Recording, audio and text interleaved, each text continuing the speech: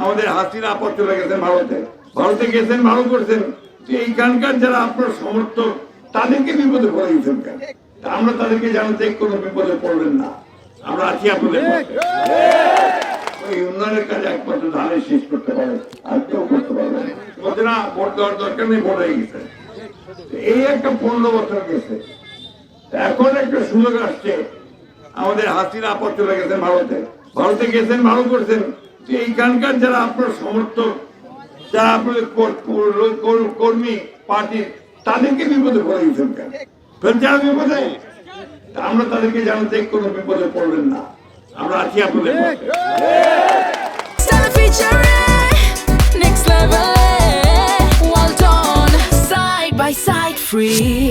আমরা যারা অন্যায় করছে তাদের শাস্তি হবে, যারা অন্যায় করেনি তাদের কোনো শাস্তি হয়নি, আমরা কোনো শাস্তি হতে দেব না।